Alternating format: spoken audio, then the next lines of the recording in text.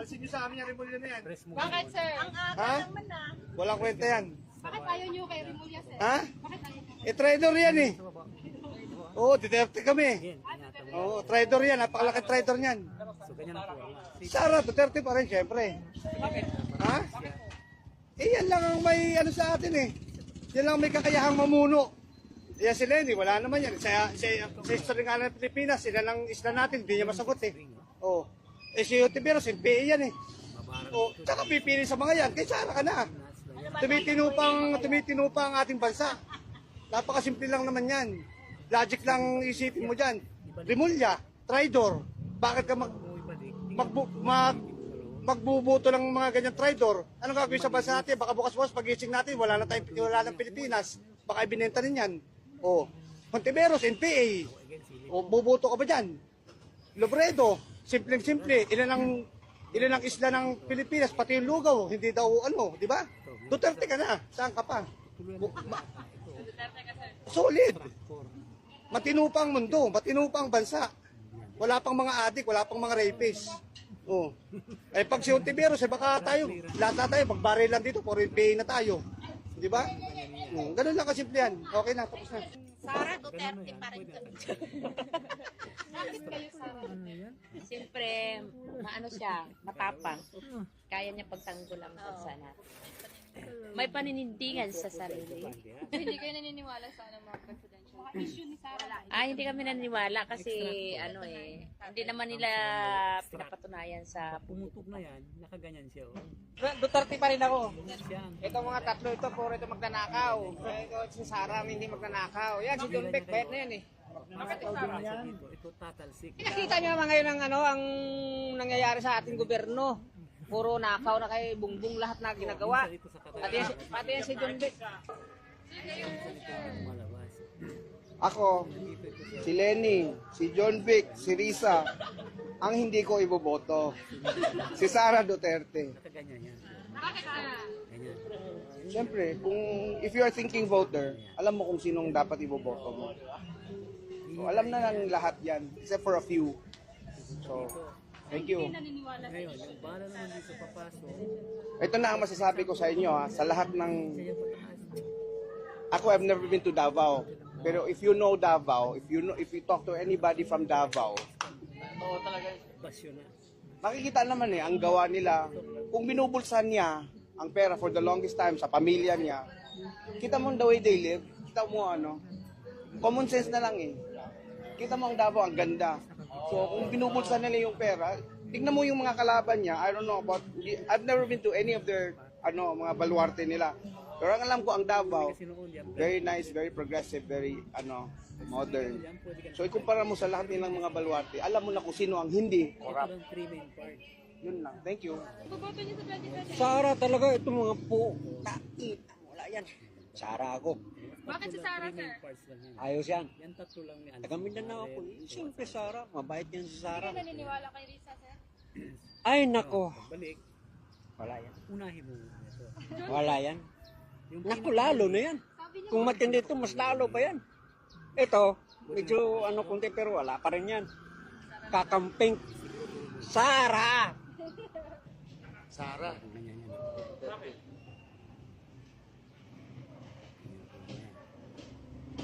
Bakit siya? Para mapatuloy yung mga Balik ito, hindi pwede ito ganyan ang position ha. naputi Kailangan na ganyan siya. mga project ng tatay. Oo, position niya ganyan, hindi pwede ganyan.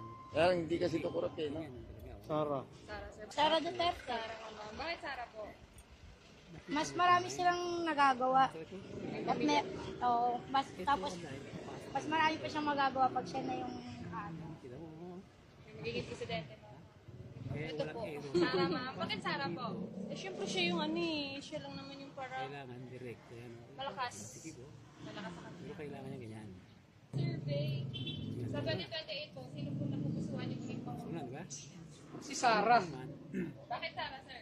bago ka, ikaw muna go para sigurado.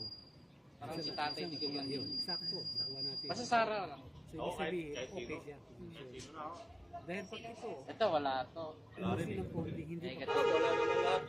Wala mga bilang yan. Kasi wala siya sa, wala siya sa Bakit Sara, sir? Takpan mo yan. ang pinaka, Bakit Sara, sir? Paano mga kwenta yan? Oo ba? Kahit ako bubuto? Walang kwenta yan. Ano masabi, Tol? Ha? Ano? Dito kasi, tested na to. Huwag na siyang gumaya katulad kay Bongbong na yung tatay niya, hindi niya minana. Pero ito, talaga kukuhaan niya yung buwan ng tatay niya. Alam Mindanao to, Tol. Nasara kami, Sara. Sara kami. Purahin niyo to! Tanggalin niya yung pangit yan. Wala kwenta yan. Sige po, salamat. Yes. Bakit Sara po? Ay, Diyos ko, kahit magbilat sa bilat din ako, nilalabanan niya lahat. Kasi malinis ang kanyang record. Hindi siya, parang tinitira lang siya para bumaba. Hindi kayo naniniwala sa confidential funds. Sa hindi 100%. Kasi doon lang naman galing sa investigation eh. Doon sila kumuha ng evidence sa Quadco. Naka-monitor ako. Yun ang masasabi ko dyan. Thank you. Yes! Experience natin sa father niya, hindi ba? Compare sa mga nagdaang presidente. Yes. Sabihin na natin kung mayroon, pero hindi katulad ng mga nangyayari ngayon na corruption, mali-mali. Ang mga yung mga anong nangyayari ng corruption. Diba? Ay, magaling sa kaya lang kasi doon naman sa mga, hindi lang na ang talaga yung sa pagpatay ba. Kaya lang sir, madadamay talaga kasi kung aanohin talaga sila. Yun ang masasabi ko dyan. Yes, kasi makakompare mo naman yan yung difference. Ano mo yan sa mga nagdaan, sa ngayon na namumuno. Yun ang sa akin lang, pabilang ordinaryong mga. Pwede na si Sara. O Sara. Medyo okay yung ano niya eh. Wala pa akong nakitang napalitang masyadong malaking mali. Si Sara. Sara ka rin. Bakit Sara, sir? Marami na nagawaan. Nakakaya naman kay Riza, tatakbo pa. Nagtanto ko talaga. Duterte. Duterte yan. Bakit, sir? Para mababago na lahat yan. Pero para sa akin mas malinis si Sara pagka tawag nito pag naging presidente yan. Naniniwala ka ba sir na para sila sa tatay niya? Hindi ko. Mas gusto nga magpumarehas pa siya sa tatay niya. Yun lang. Kasi mas malinis naman talaga nung kay Duterte. Wala yung mga ati. Ngayon, buwelong-buwelo sila. Ito.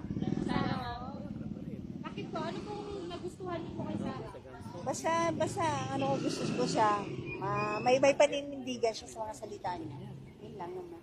Pero kagaya po ba siya sa tatay niya? Oo. O yung, basta pag sinabi niya, ginagawa niya, di ba yung mga ano.